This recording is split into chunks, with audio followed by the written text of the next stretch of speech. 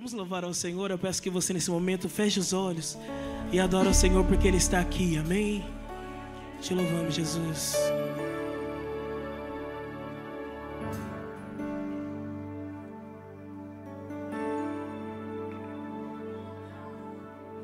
Tem ciúmes de mim, e o seu amor é como um furacão, e eu me rendo ao vento de tua misericórdia. Você pode cantar? Então de repente não vejo mais minhas aflições, eu só vejo a glória e percebo quão maravilhoso Ele é e o tanto que Ele me quer. Oh, Ele me amou. Oh, Ele me ama. Ele me amou.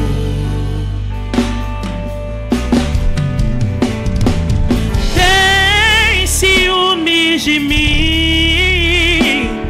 e o seu amor é como um furacão, e eu me rendo ao vento de tua misericórdia.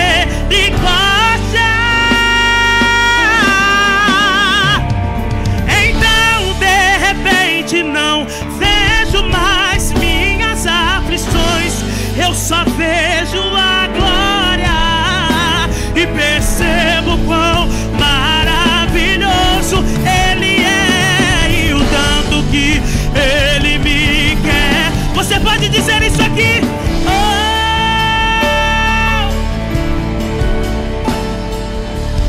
Sim, Ele te ama. Oh, Ele me ama. Ele se entregou por amor a você. Ele te ama. Levante as suas mãos ao céu e declara: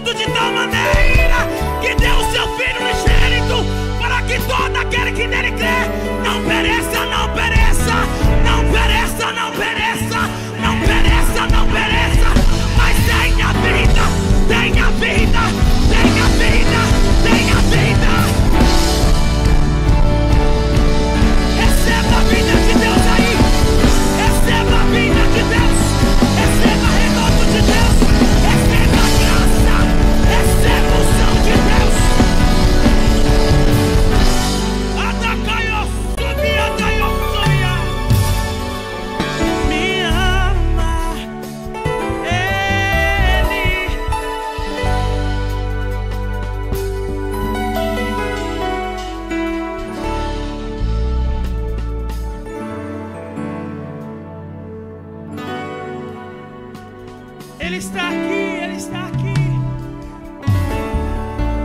Ele está aqui, Ele está aqui. Quantos querem viver algo novo esse ano de 2025? Quantos creem que esse ano é o ano da restituição? Que esse ano é o ano do milagre, da prosperidade? Esse ano é o ano de colheita. Aleluia. Aleluia. Aleluia. Oh, glória. E vem me visitar hoje aqui.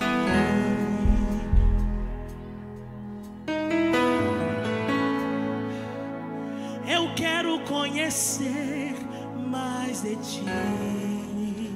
Diga, Espírito vem.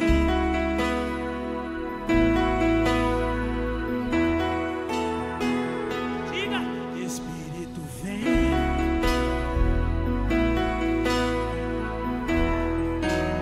Só que quer viver algo novo, levante as mãos e declara bem alto.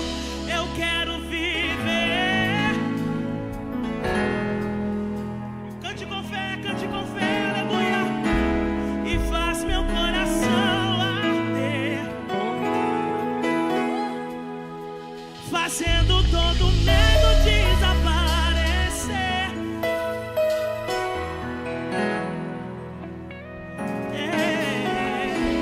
Eu quero viver.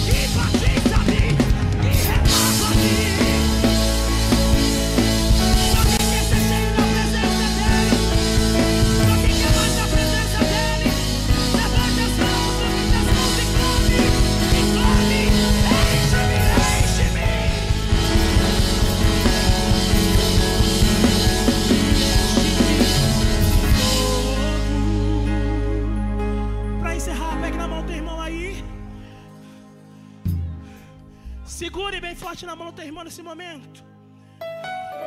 E diga para ele que ele está no melhor lugar. Diga para ele que ele está no melhor lugar. Diga. Aqui é a casa do pão. Aqui é a casa do teu pai. É aqui que há milagre. É aqui que há cura. É aqui. É aqui, é aqui, é aqui. O que ele precisa está na palma da mão dele. E ele veio para entregar para alguém aqui. Se é você, então adora aí. Adacaiossuia, Adaiossuia. Ele veio para curar.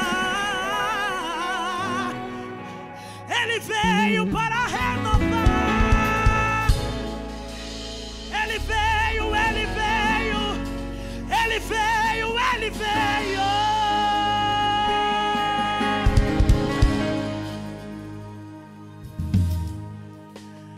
E já fez enfermidade desaparecer. E já fez o inimigo fugir de você. Uma nuvem de vitória continua na igreja. A previsão de Deus diz que vai chover. Vai chover línguas estranhas. E nesse temporal quero sair molhado. Molhado e revestido por esse poder. Agora o impossível vai acontecer. É a promessa de Deus.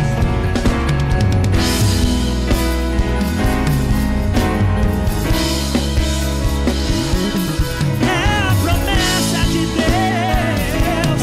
O fogo vai descer por esse poder. Já começa a acontecer. Debaixo dessa chuva posso contemplar. Aleluia daqui e glória, aleluia de lá, inundando os irmãos com a bênção nas mãos. Eu vejo milhares de anjos vindo num imenso trovão. Desse lado tem poder, desse lado. Aqui na frente tem irmãos e sendo batizado e dando glória. Aqui no meio o fogo cai, o fogo cai, o fogo cai, o fogo cai, o fogo cai. É pra quem crê, é pra quem crê. Aqui no meio o fogo cai. Toda enfermidade não resiste. Pelo santo nome de Jesus. Se você pode, aplauda. Aplaude ao Senhor.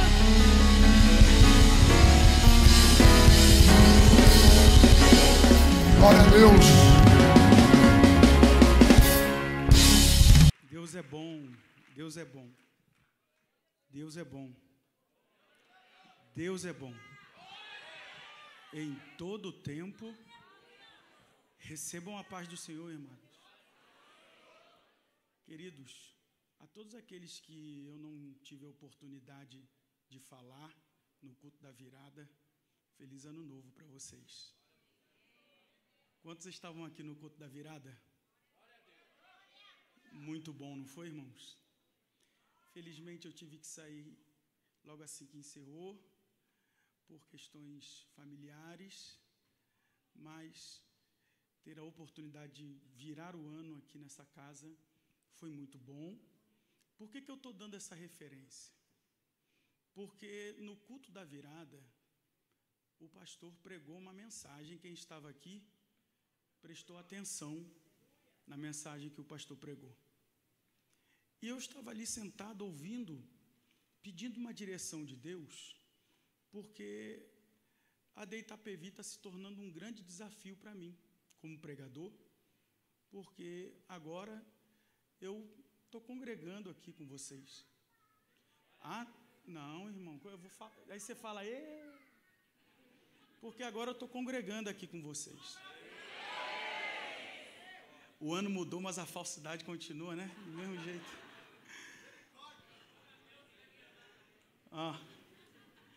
E eu estou sempre cooperando.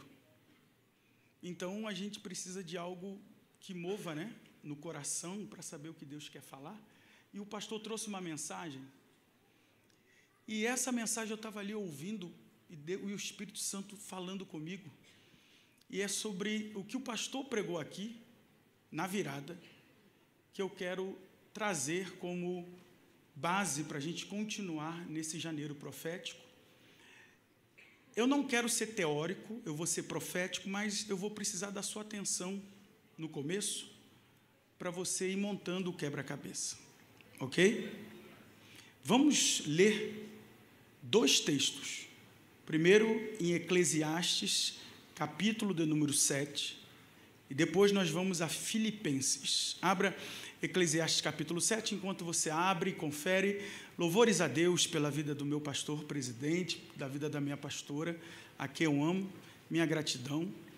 Aos obreiros dessa casa, Deus abençoe, tá, meus queridos? Muito obrigado. Os obreiros que estão ali e os obreiros que estão aqui embaixo também, obrigado pelo carinho, pelo amor, pela gentileza. Nós, permitindo Deus, vamos servir a Deus juntos esse ano, e eu quero me colocar à disposição para contribuir, ser ajudado e ajudar na medida do possível. Vamos ler esses 2 textos que eu penso que vai elucidar bastante a ideia que o Espírito quer trabalhar em nossos corações. Eclesiastes, capítulo de número 7, está no telão. Eu queria muito a ajuda do telão hoje, para a gente ganhar tempo, tá? Depois nós vamos ler outros versos. Eclesiastes capítulo 7, veja o verso de número 14. Eclesiastes capítulo 7, verso de número 14, está escrito assim: no dia da prosperidade, desfrute do bem, mas no dia da adversidade, considera, porque também Deus fez este em oposição àquele,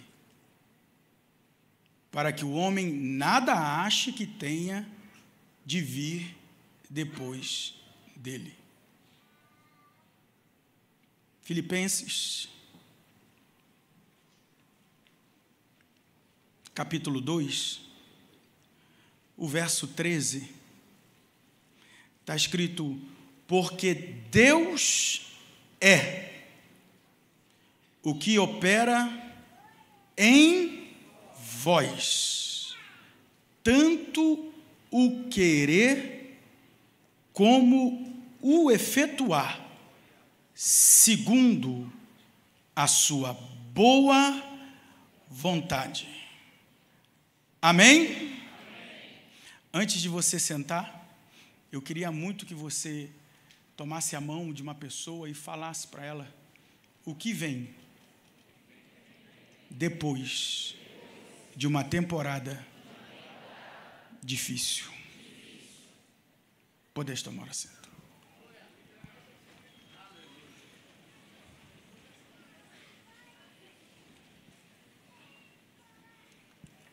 Meus amados, o texto que nós lemos em Eclesiastes e em Filipenses está fechando, finalizando, complementando um pensamento do ponto de vista de um conhecimento filosófico e prático sobre como Deus se move no nosso mundo. Eu penso que isso que eu estou começando a falar, de uma forma muito instintiva, é o que nós merecíamos ouvir sempre durante a nossa vida cristã. Eu sei que nós, sul-americanos, com essa cultura latina e também com uma raiz cultural mística, temos a tendência de, às vezes, mistificar Deus, e talvez seja por isso que muitas pessoas, no decorrer da vida cristã, vai tendo crises ministeriais, de identidade, de propósito, porque a verdade é que Deus não erra, Deus não falha, Deus é perfeito. E se Deus é perfeito, e nós começamos a questionar Ele na trajetória da nossa vida, sem dúvida nenhuma, o problema está em nós, e não nos métodos e pedagogia de Deus. Talvez seja esse o problema. Então, a gente deveria passar mais tempo ouvindo sobre como Deus trabalha em nós.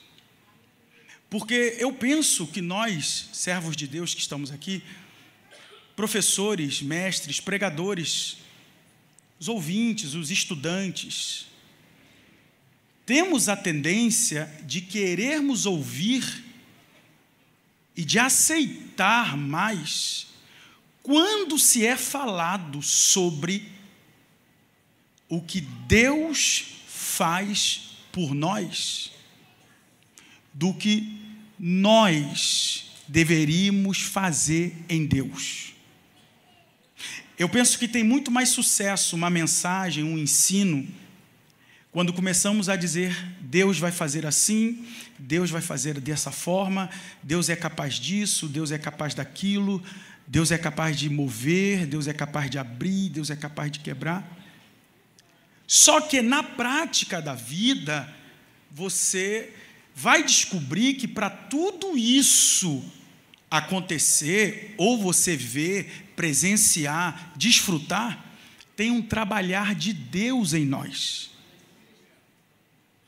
Eu não sei se eu vou ter a unanimidade da aprovação no que eu vou falar agora, mas eu preciso dizer que Deus tem mais. Na verdade, eu vou mudar a fala. Deus leva mais tempo trabalhando em você e em mim do que na cadeira que nós vamos sentar.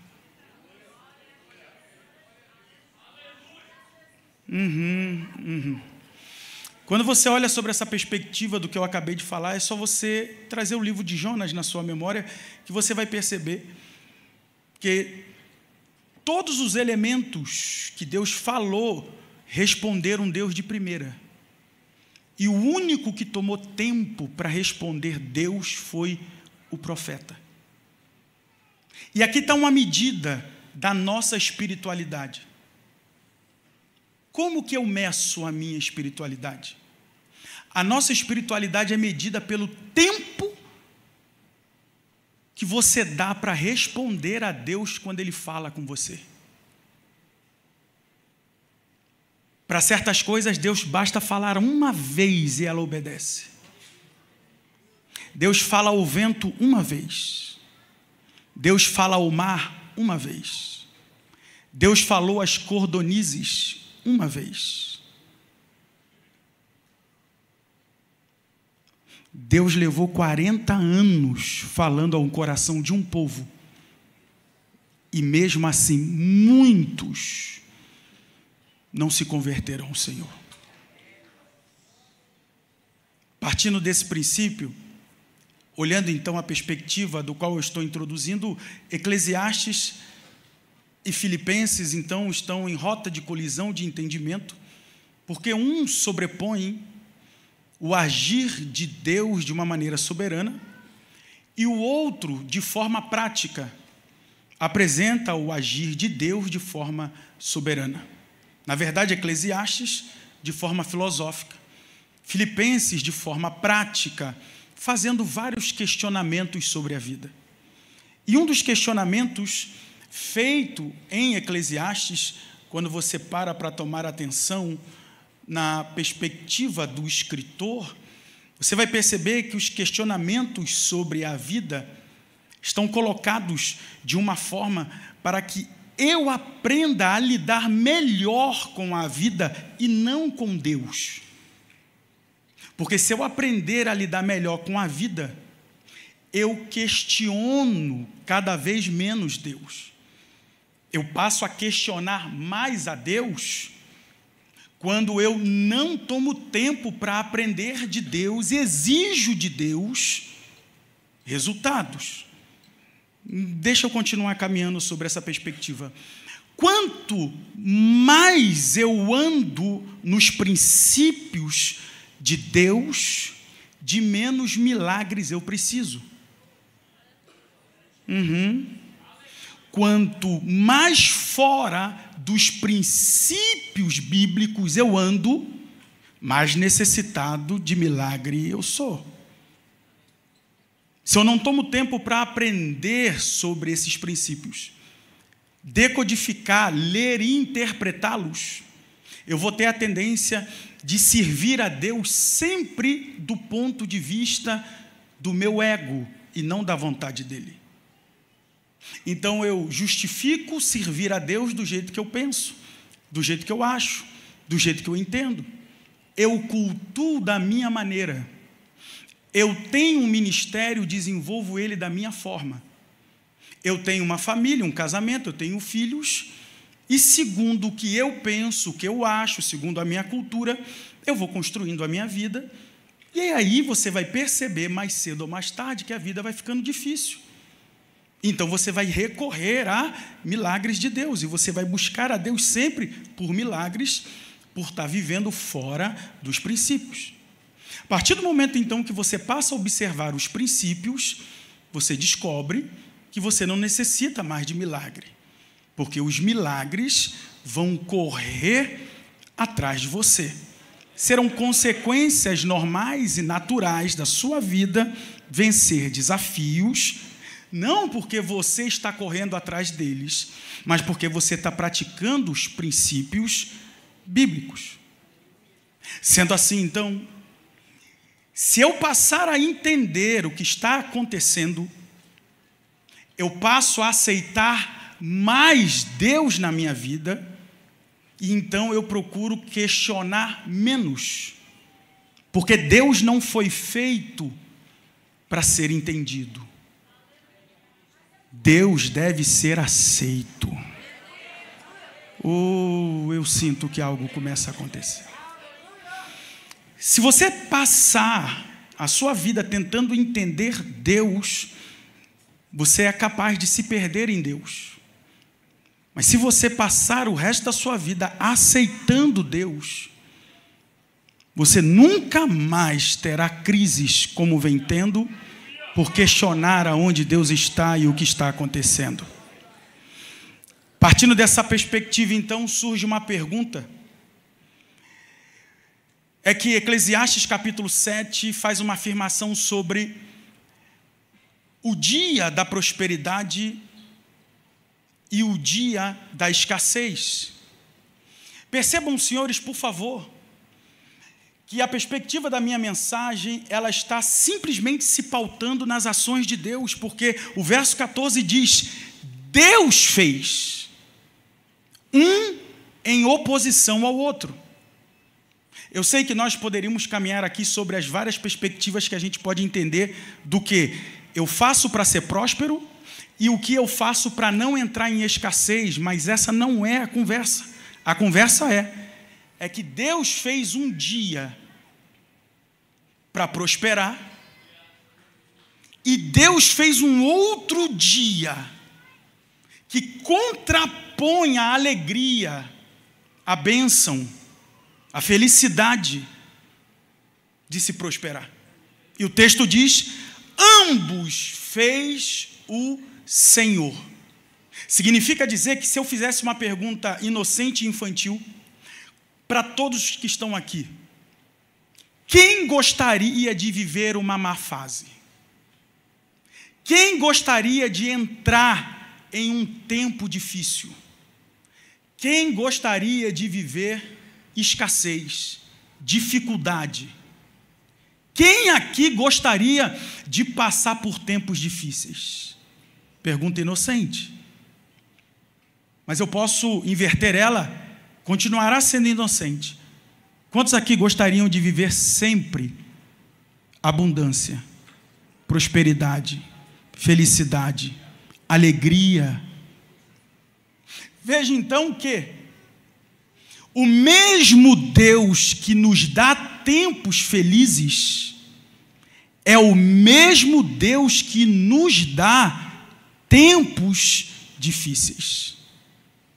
Veja que isso é uma verdade bíblica colocada de uma forma muito explícita quando você observa Gênesis capítulo de número 8, verso 20.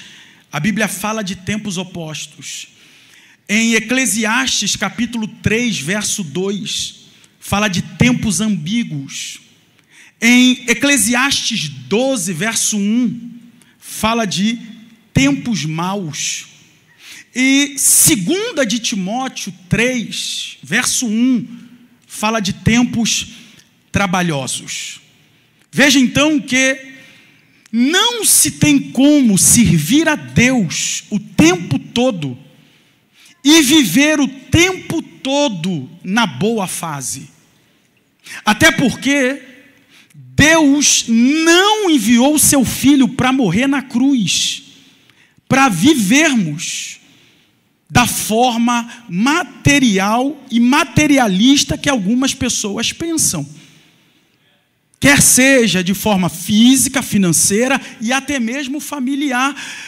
Eu não queria perder vocês, mas eu vou caminhar mais um pouco. Eu sinto que vocês estão ficando retraídos.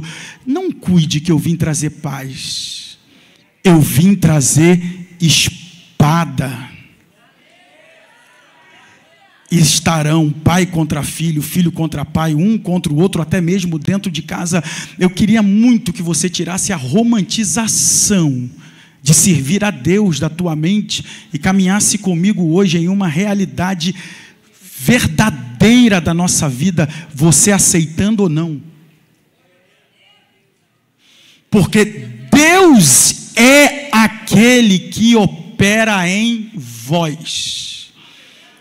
Eu não sei se eu tenho tempo para caminhar com vocês, mas eu penso que vocês deveriam entender um pouco sobre isso. Filipenses não diz: Deus opera nas coisas por vocês. Deus opera nas pessoas por vocês. Deus opera em mim.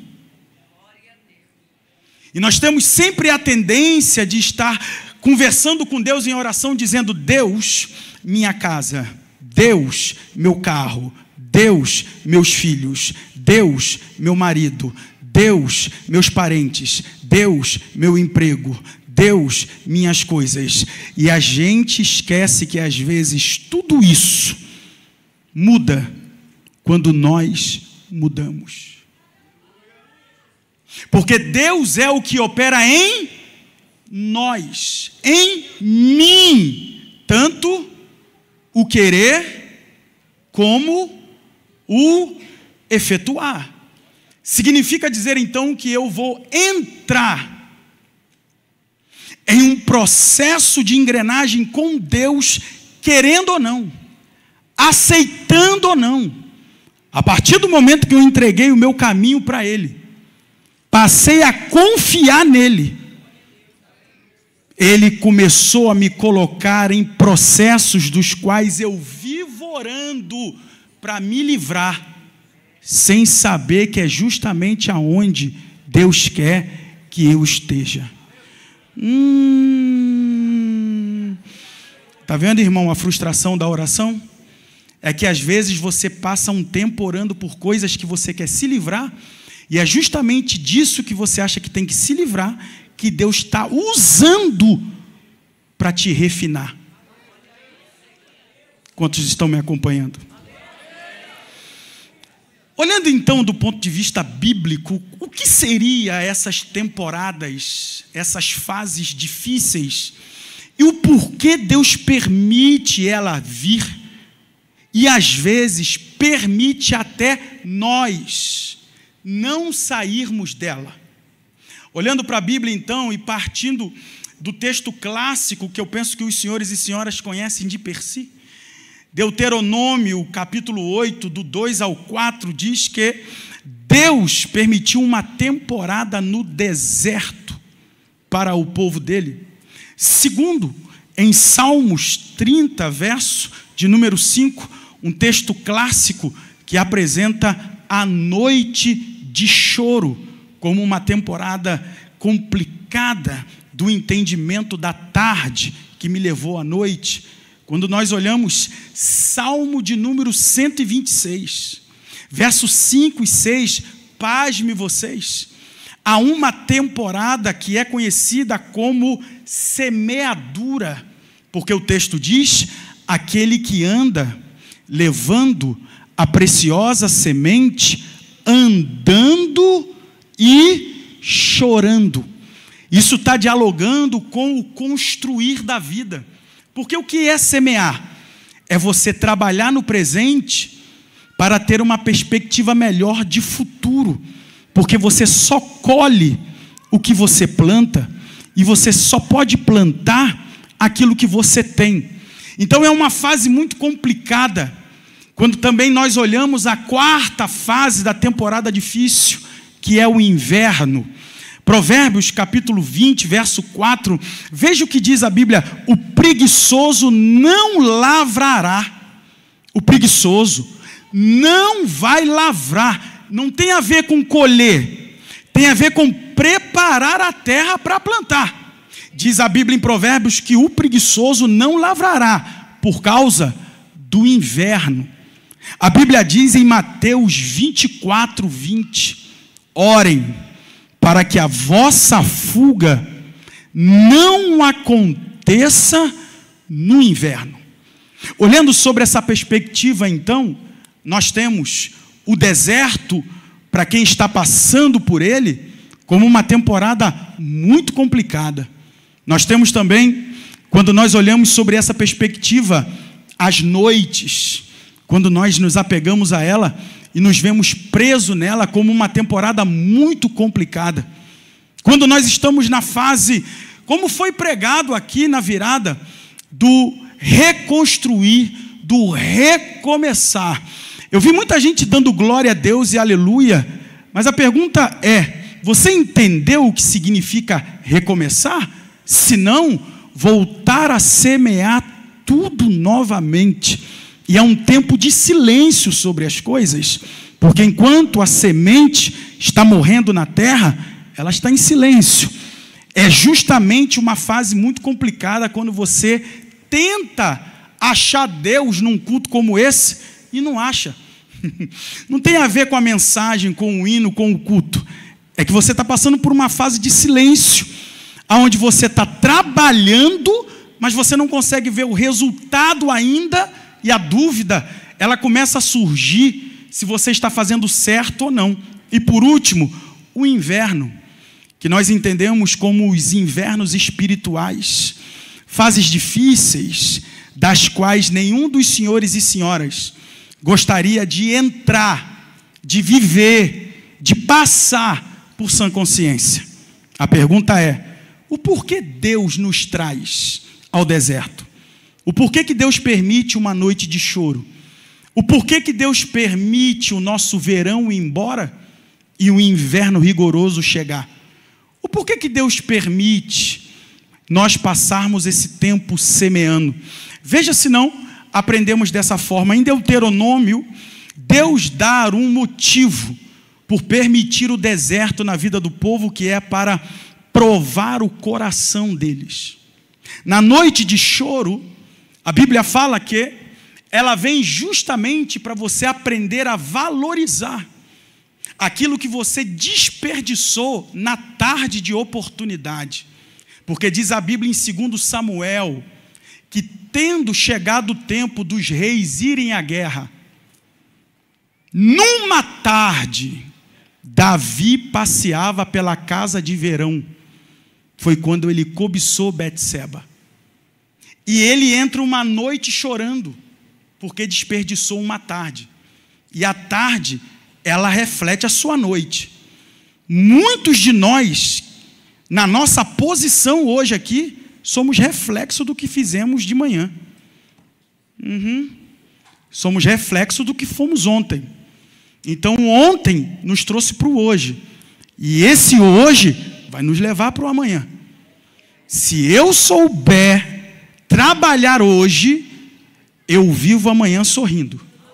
Se eu desperdiçar o hoje, Deus pode permitir uma noite de choro amargo. Terceiro, a semeadura, ela fala da construção da nossa vida. Porque eu queria entender como as coisas funcionam no mundo de Deus, sem romantizar.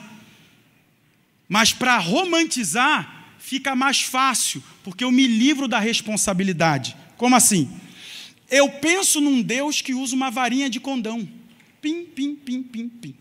Porque eu quero casa melhor, pim. Eu quero um lar melhor, pim. Eu quero um marido melhor, pim. Eu quero uma esposa melhor, pim. Eu quero um carro melhor, pim. Eu quero um salário melhor, pim.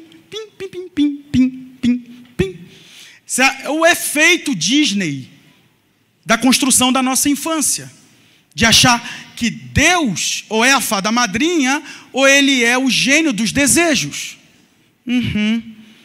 E a gente se frustra quando descobre que Deus traz para você viver o seu melhor uma fase de semeadura para você construir.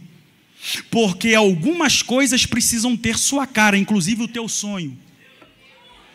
Eu sinto que vocês estão com frio. Se o sonho é seu, então não pode ter a cara de Deus, tem que ter a tua. Então Deus traz um tempo para você trabalhar, que é a semeadura. Você deveria estar falando inglês, você não está falando, porque você não está entendendo que esse tempo é para você aprender o inglês. Você deveria estar melhor empresariando, empreendendo, só não está melhor porque está desperdiçando e gastando o seu tempo. E você não está estudando para ser melhor lá na frente. Então eu não posso exigir que quando esse tempo difícil da semeadura acabe, eu colha 100 vezes mais, porque eu não plantei o suficiente para isso. E isso tem que ter a minha cara. Como assim? Porque se eu plantei azeitona, eu não posso ter videira. Então significa que a construção tem a minha cara. Então ela vai ser o reflexo do que eu fiz nesse tempo. Por último, o inverno. Quando tudo vem como ameaça. Quando você lê o texto e você interpreta que o inverno é um tempo de provações e de lutas. E também nessa estação espiritual em que o inimigo aproveita para nos atacar sem dó e sem piedade. No inverno, o dia escurece mais cedo, pois tudo é escuridão longe de Deus. Os dias são curtos, isto é, se tem algum prazer nos dias de inverno, passa muito rápido, é muito passageiro, porque os dias são curtos e as noites são longas. E as noites do inverno, se eu interpretar as fases difíceis, elas se acumulam. Porque não basta eu estar passando pelo deserto. Porque eu sei que no deserto de dia é calor e à noite é. E não basta ser o frio. Também tem as ameaças. Porque como que eu interpreto? O deserto é onde Deus está provando o meu coração. A noite é onde Deus quer que eu entenda que eu não posso mais desperdiçar as coisas novas que estão por chegar ou por vir. Porque tem coisas que não vão voltar mais. Mas Deus é o Deus de segunda oportunidade. Terceiro, a semeadura, Deus quer que eu aprenda a construir novamente. Porque quem casou foi você. Quem beija é você, quem abraça é você, quem diz que ama é você. Não tem como certas coisas que são responsabilidade minha e sua, o anjo fazer, o Espírito Santo fazer. Quem tem que fazer somos nós. O inverno, ele está dialogando, segundo Mateus 24, com as ameaças. é quando nós começamos a nos sentir ameaçados e ainda estamos com medo, receoso, chorando, porque as fases difíceis, Deus vai permitir você perder, você fracassar. Deus vai te enfiar numa fase difícil para provar seu coração. Não porque Ele precisa te conhecer, é para você aprender mais sobre você.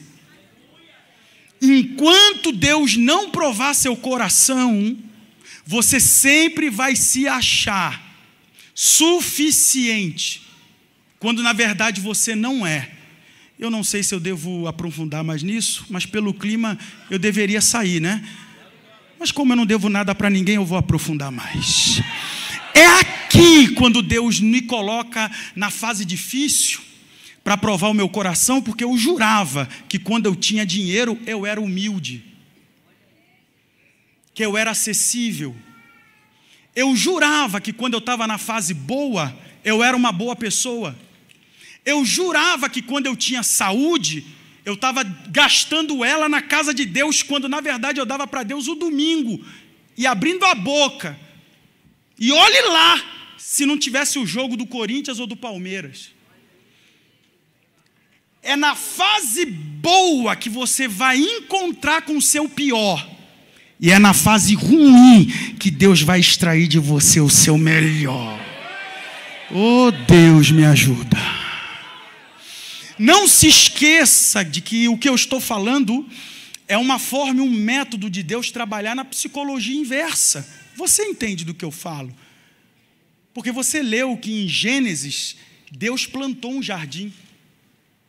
Deus construiu um jardim que Nabucodonosor não conseguiu reproduzir. A Flórida, para quem já foi na Flórida, é linda, mas não chega a 10% do que foi o jardim que Deus plantou para o homem. A Europa, no outono e na primavera, é linda, não chega a 5% do jardim que Deus plantou para o homem. Porque o jardim foi milimetricamente construído para ter funcionalidade, para ter as 4 estações. O fruto dava na estação certa. Eu não sei se você está me acompanhando.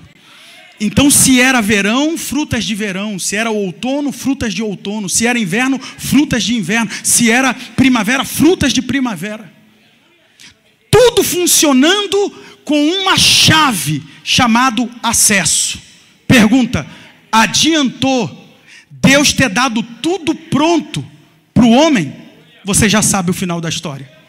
O homem desperdiçou, o homem negociou, o homem não valorizou. Então Deus teve que colocar na vida do homem cardos e espinhos. E é quando você começa a ficar incomodado que aí você começa a tomar uma atitude para mudar de posição. Você não sabe do que você é capaz enquanto tomar uma atitude drástica seja a sua última opção. Talvez você possa dizer: não faço isso, até fazer isso ser a sua última opção.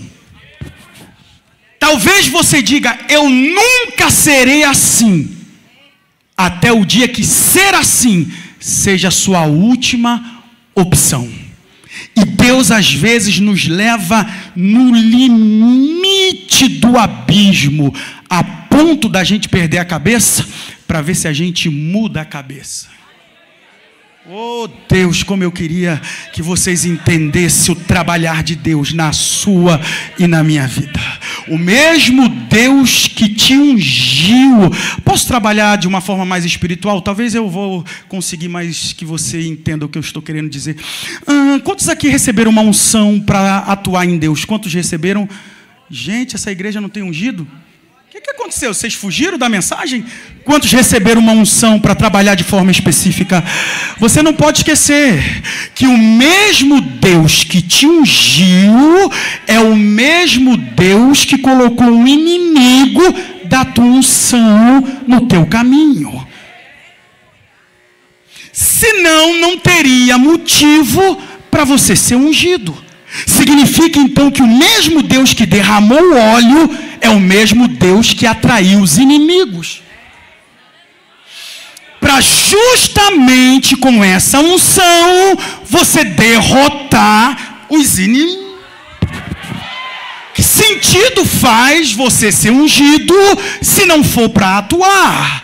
Significa então que quanto mais unção você pede, esteja preparado para mais inimigos você enfrentar. Alguém tem que entender o que eu estou falando. O mesmo Deus que dá é o mesmo Deus que tira. Vocês estão incomodados com o barulho ali, irmãos? Está todo mundo olhando para lá como se nunca tivesse ouvido o barulho. Vamos olhar então até tirar para... Oh, graças a Deus. Posso pregar em paz agora, filho? Que bom. É que está todo mundo assim. Aí eu tive que parar para poder você não perder a sua atenção. Eu vou de novo. O mesmo Deus que te ungiu e do qual você se alegrou é o mesmo Deus que vai permitir inimigos para te decepcionar. Faltou amém. Não deixa a sua decepção misturar com a tua unção.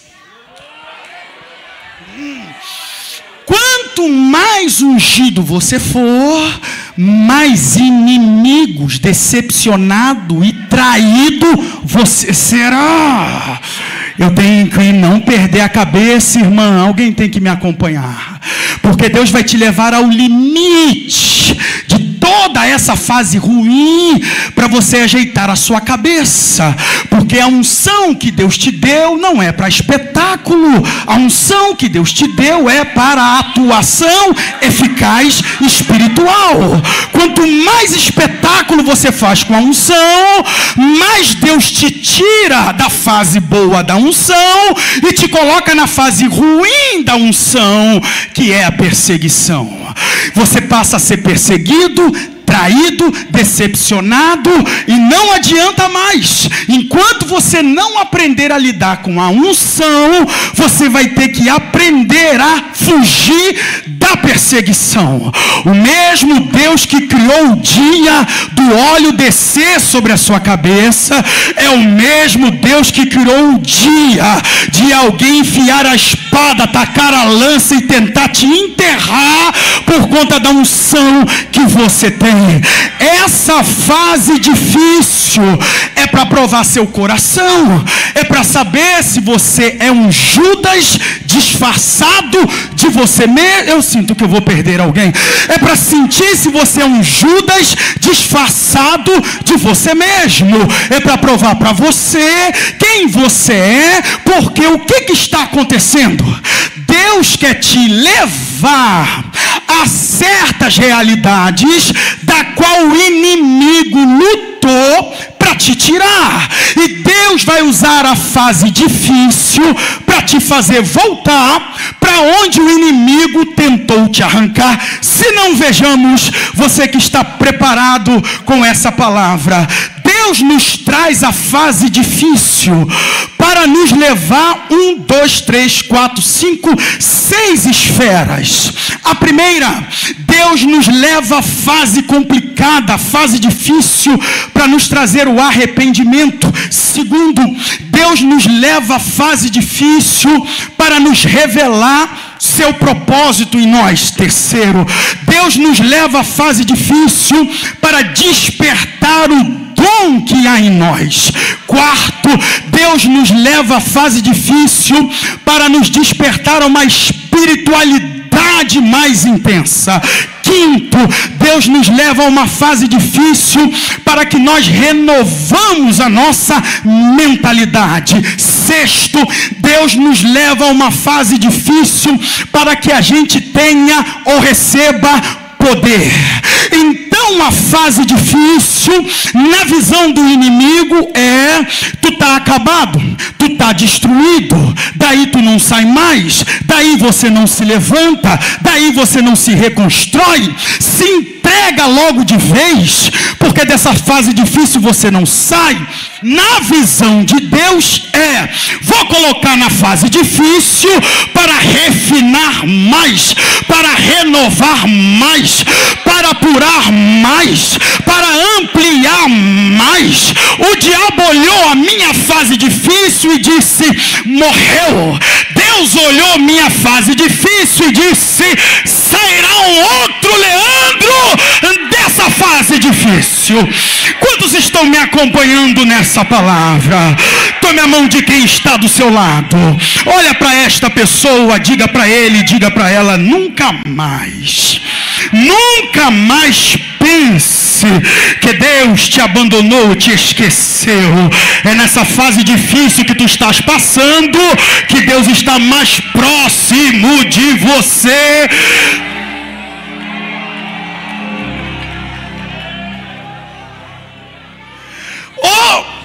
Fase boa é quando eu me afasto de Deus. Posso caminhar mais um pouco? Ô pregadores, era aqui que era hora de eu entrar, tá? Se eu quisesse me livrar desse clima. Mas como eu não devo nada para ninguém, eu vou permanecer aqui de novo, porque eu sou ruim, eu vou de novo. Ô fase difícil, ô fase boa, quando eu tenho dinheiro, saúde, quando tudo está em paz ao meu redor. Ô fase boa, anota isso, nunca mais se esqueça, porque eu paguei um preço amargo, quase com a minha vida, para entender isso que eu vou te falar. Eu deveria cobrar $10.000 de cada um para falar isso, mas vai de graça. A prosperidade é um teste. A prosperidade é um teste. Você não é de verdade quando você está pequenininho. Você me enganou, eu te enganei. Quando a gente é pequeno, todo mundo é humilde. Você é de verdade quando você cresce, quando você passa a ter poder de compra, quando você passa a ter nome, reconhecimento, quando você não tem mais que pensar em conta de luz, conta de água, IPTU, IPVA, quando agora o seu pensamento mudou. Você não é mais um consumidor, você é um investidor. Então essas contas básicas você não tem mais preocupação. Isso é um teste. E muitos cristãos estão sendo reprovados. E aí a crise existencial espiritual chega, porque tudo trava. Deus vai permitir isso chegar para não te perder. Agora eu vou começar a virar. Oh Deus! Porque dessa fase difícil eu vou fazer uma declaração. Eu entrei nesse buraco, graças a Deus, porque isso prova que Deus não me rejeitou. Eu vou falar novamente. Pensa se Deus tivesse aberto mão de mim. Pense se Deus tivesse deixado eu ir segundo o meu entendimento, meu dinheiro, minhas convicções, minha vontade, meu eu, meu ego. Alguém estaria orando por mim e Deus estaria enviando um profeta para dizer assim: até quando tens pena dele? Até quando tu terás pena de quem eu rejeitei? Graças a Deus. Eu não sei se você está com o cinto muito apertado ou se você não está entendendo que era agora a hora de você escrachar na cara do diabo. Porque graças a Deus por essa moenda, graças a Deus por esse deserto, graças a Deus por essa falência. Oh glória, graças a Deus por isso, porque isso significa que Deus não desistiu de mim. Eu sei que ninguém aí presta, mas eu vou levar vocês para o deserto para provar o coração de vocês. Quantos estão comigo nessa palavra? Posso caminhar mais um pouco? Eu sinto o olhar do presidente dizendo: está na hora de encerrar, mas eu sinto também o olhar de vocês dizendo: vem para cima para a gente humilhar Satanás. Então eu tenho uma questão dentro do meu coração, é que Deus está me levando a uma fase difícil para arrancar o melhor de mim. O diabo me vê nessa fase difícil e decretou o meu fim, mas mal ele sabe que o meu fim não chegou, porque se tivesse chegado eu estaria na mão dele, mas eu prefiro estar quebrado na mão de Deus. falido, mas na mão de Deus, chorando, mas na mão de Deus, arranhado, mas na mão de Deus, sem entender nada, mas na mão de Deus. Eu vou me levantar aqui agora, porque eu descobri lendo a Bíblia que Deus é aquele que faz o querer e o efetuar. Não tem nada do diabo nessa história. O diabo tentou jogar lama em mim, mas Deus com seu escudo me livrou dessa sujeira. O diabo tentou degolar a minha cabeça, mas Deus enviou um anjo e me colocou do lado protegido. O diabo tentou armar uma armadilha para me envergonhar, mas Deus quebrou o laço dessa armadilha e me livrou dela. Quantos estão me acompanhando nessa fase difícil que eu ando passando, nessa fase difícil que eu entro como homem de Deus, como mulher de Deus, como profeta de Deus, como alguém que tem uma chamada, que tem uma unção de Deus? Essa é uma fase difícil que Deus permitiu, porque o diabo disse que no meu melhor momento eu nunca mais voltaria ao primeiro amor. Dá o segundo, dá o primeiro high five em quem está do lado. Sabe o high five? Dá o primeiro high five em quem está do lado. Diz para esta pessoa: tu andou abandonando o primeiro amor, não foi? Lembra da fase do primeiro amor? Quem está comigo?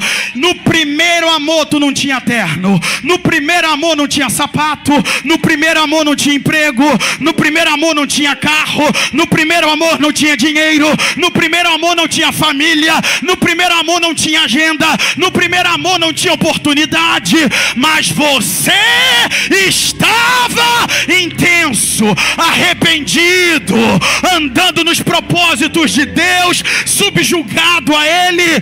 Deus me levou nessa fase difícil, porque o diabo disse que nunca mais eu teria uma versão melhor do que eu já fui.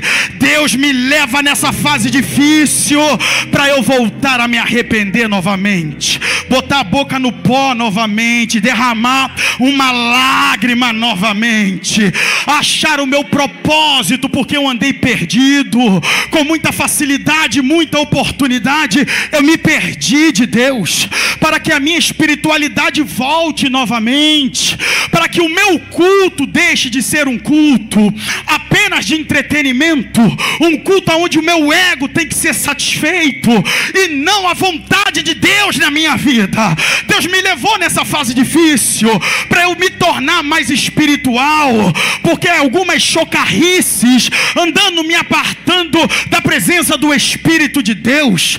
Deus me levou a essa fase difícil para que a minha mentalidade mude e para que eu receba poder novamente para realizar uma obra para Deus tal qual eu deveria estar fazendo.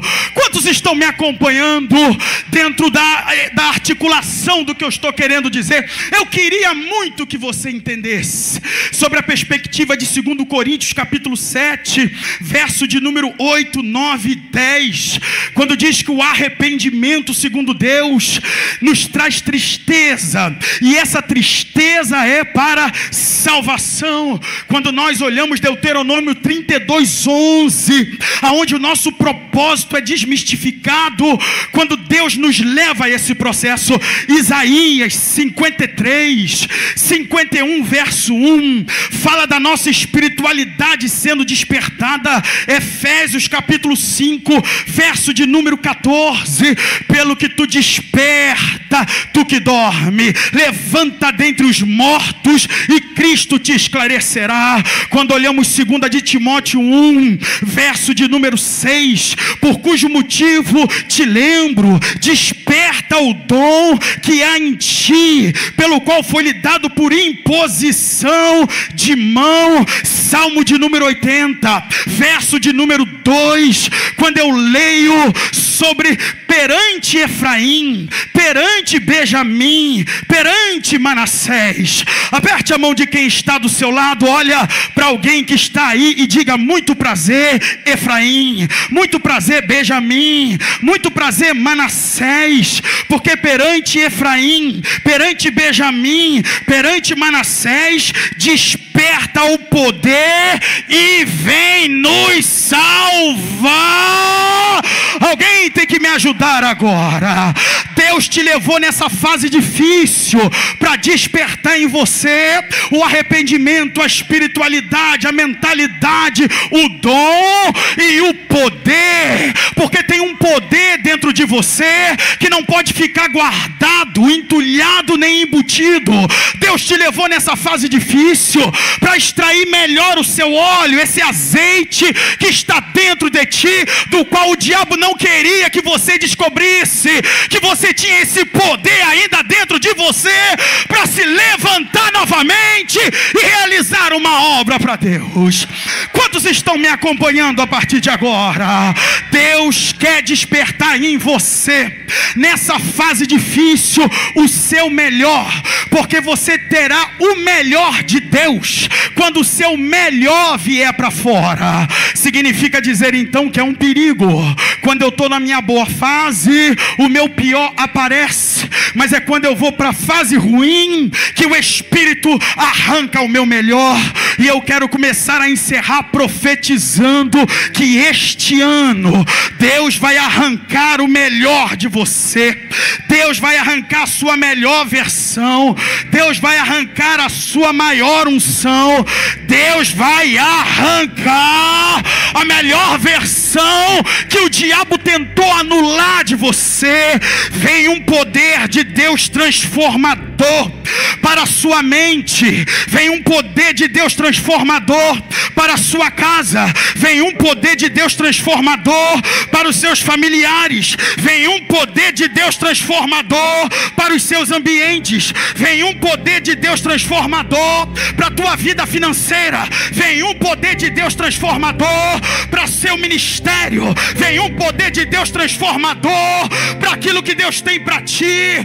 Posso caminhar mais um pouco para tu arrancar demônio que está alojado há muito tempo, paralisando e parasitando a tua vida. Aperte a mão de quem está do seu lado.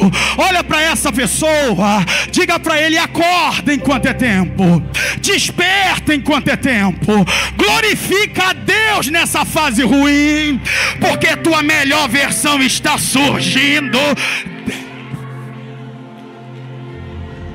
Deus quer despertar o poder para você expulsar demônio. Repita comigo: poder, alto poder. Mais uma vez, poder. Grita: poder.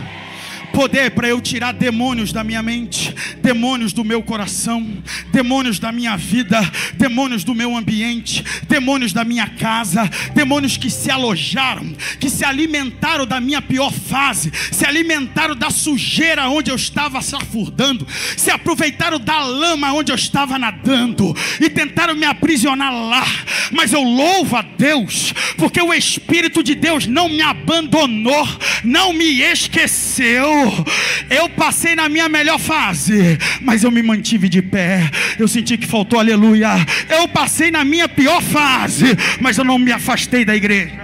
Eu passei na minha pior fase, mas eu não deixei de estar na casa de Deus, mesmo tendo pouca força. Eu venci o inverno, eu venci as noites de choro, eu venci o tempo de silêncio, eu venci o deserto. Vou abrir a boca agora para declarar que eu estou recebendo o poder de Deus para me levantar e expulsar serpentes e escorpiões da minha vida, da minha casa e da minha família. O diabo queria me ver quieto, calado, cabisbaixo. O diabo queria me ver abatido, destruído, vazio. O diabo queria me ver desviado. Mas olha o que o Espírito de Deus está fazendo esta noite na minha vida. Ele está me enchendo e me revestindo da autoridade de Deus agora, para eu dar um grito: sai, Satanás, sai da minha vida, sai do meu caminho, sai da minha casa, sai da minha mente, sai do meu coração, sai do meu dinheiro, sai do meu ministério, sai da minha igreja, sai da vida daqueles que eu amo. Quem recebe agora essa armadura de Deus que vem para te revestir para um novo tempo?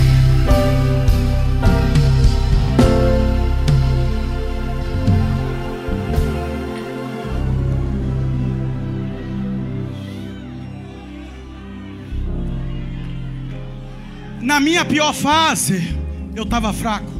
Na minha pior fase, vocês vão sentar? Vou até meia-noite, fica em pé que ajuda.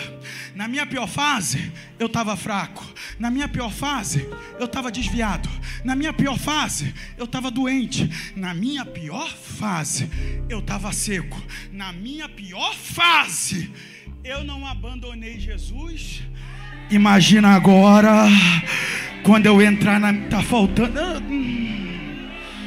Imagina agora quando eu entrar nessa nova fase de renovação espiritual. É hora de você tirar o velho da tua vida. É hora de você tirar esse vinho azedo da tua alma, do teu coração. É hora de você tirar essas faixas que estava te mumificando e você estava se considerando morto, uma morta espiritual. É hora de você se revestir dessa armadura. O diabo criou um ninho e de lá está reproduzindo vários ataques a ti. Mas olha o que diz a Bíblia: no demais, irmãos meus, fortalecei-vos do Senhor e na força do seu poder.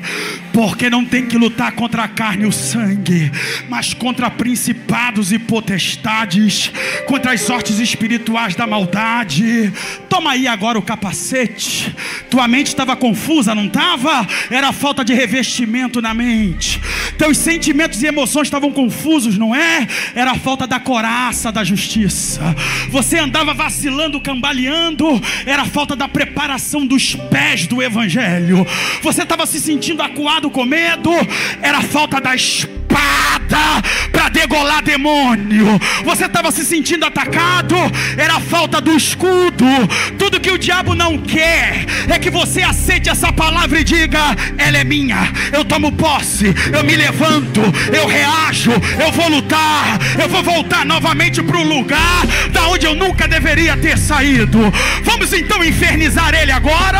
Abre a tua boca para receber esse capacete que desce, essa espada que chega, essa preparação dos pés do evangelho, essa armadura que toma conta de ti.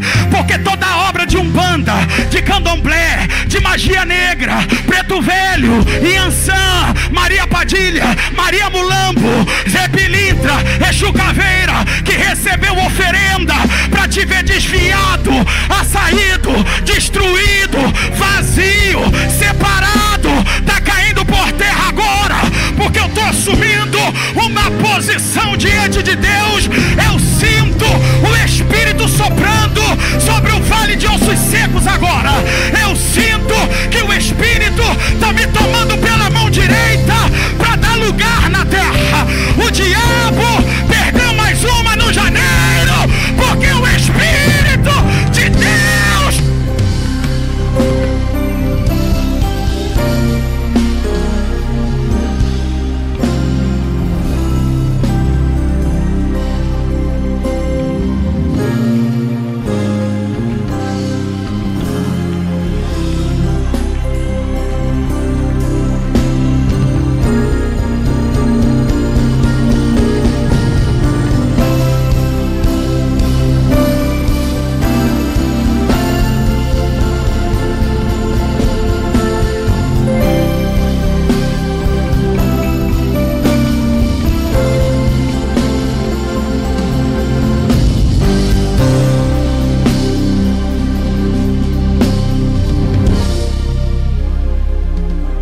Como a unção está forte.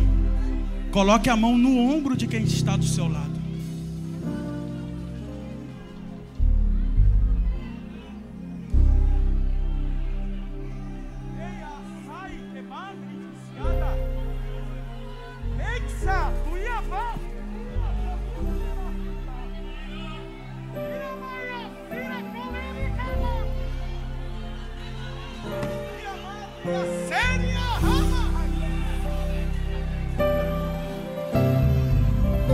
Deixa fluir.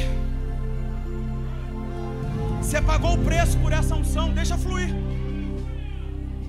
Você vai fazer o jogo do diabo, deixa fluir. Você pagou o preço por essa unção. Você chorou por ela. Você lutou por ela. pedaços seus foram arrancados para tu estar aqui hoje. Pedaços seus foram tomados para tu estar aqui na casa hoje. Não importa qual é a tua condição espiritual, Deus quer tirar essa temporada difícil com uma sanchela de aprovado. Tu está sendo aprovado. Tu está sendo aprovada. Olha o resultado dessa unção, essa renovação espiritual que vem sobre ti. Essa roupa velha sendo trocada, cadeados sendo arrancados, caminhos antigos sendo trocados. Olha você assumindo uma nova postura.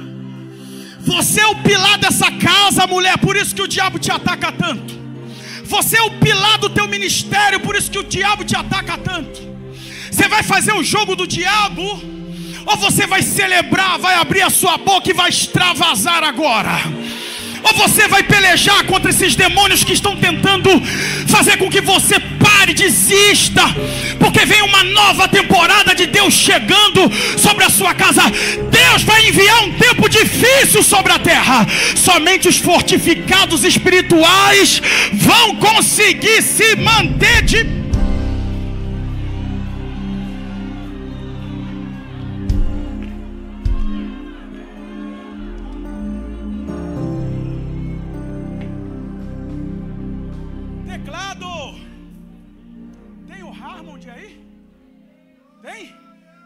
Conduz eu no Harmond agora que eu vou orar com eles.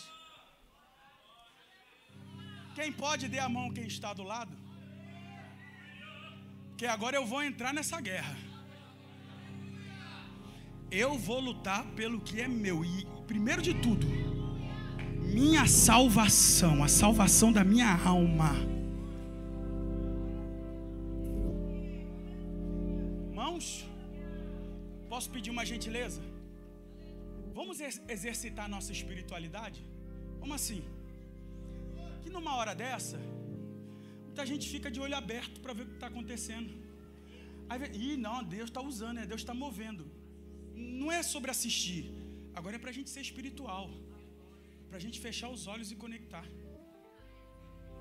Posso pedir mais uma coisa? Vamos despertar o dom que há na gente? Vamos despertar o dom que há na gente? Então, se tem um dom aí, usa ele. Se é para interceder, interceda. Se é para orar, ore. Se é para falar em línguas, fale. Se é para profetizar, profetiza. Se é para entregar revelação, entrega. Usa o dom. O diabo está batendo palma por te ver aí parado, um manequim de igreja. Eu disse para Deus, eu rejeito isso. Rejeito. Deus me chamou para ser labareda.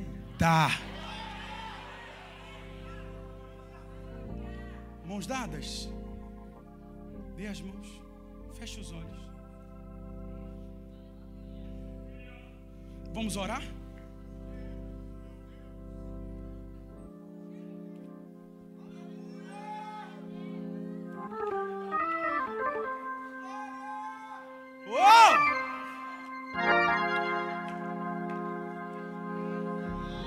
Deus é o nosso refúgio e fortaleza, socorro bem presente na angústia. Pelo que não temeremos, ainda que a terra se mude, ainda que os montes se transportem para o meio dos mares, ainda que as águas rujam e se perturbem, ainda que os montes se abalem pela sua braveza. Ora comigo, há um rio cujas correntes alegram a cidade de Deus, o santuário da morada do Altíssimo. Deus está no meio dela, não será abalada. Deus ajudará ao romper da manhã. As nações se embraveceram, os reinos se moveram, a terra se derreteu. O Senhor dos exércitos está conosco. O Deus de Jacó é o nosso refúgio. Vinde e contemplai as obras do Senhor. Que desolações tem feito na terra. Ele faz cessar a guerra. Ele faz cessar a guerra. Ele faz cessar a guerra. Quebra o arco, corta a lança, queima carros no fogo. Oh, Deus da minha alma, começa a destruir, aquietar essa guerra agora. Essa guerra na casa do meu irmão, essa guerra na família da minha irmã, essa guerra mental, psicológica, ministerial, essa guerra sexual, financeira, essa guerra, Senhor, que está tentando fazer com que o meu irmão e a minha irmã pare, desvie, fraqueça. Destrói agora os carros, destrói a lança, queima carros no fogo. Faz essa obra espiritual agora. Envia os seus anjos para nos ajudar a pelejar para quem está escondido no esconderijo do Altíssimo, aonde a sombra do Onipotente descansará. Vai trabalhando o Senhor na minha casa, na casa do meu irmão, trazendo de novo o renovo da salvação. Traz o arrependimento, refortalece quem está desviado essa noite. Traga ao teu altar quem quebrou a aliança, quem precisa de libertação. Faz essa obra grandiosa junto com esse vaso, junto com esse profeta e profetisa que está orando agora em batalha espiritual, para que toda obra contrária retroceda, para que todo peso caia por terra, para que toda incredulidade saia do nosso meio. Derrama essa graça agora. 30 segundos, Espírito Santo, para esse azeite jorrar, para esse azeite pingar, para esse poder eclodir, para esse poder manifestar. Oh, Espírito Santo, 30 segundos agora na casa. Manifesta a tua presença.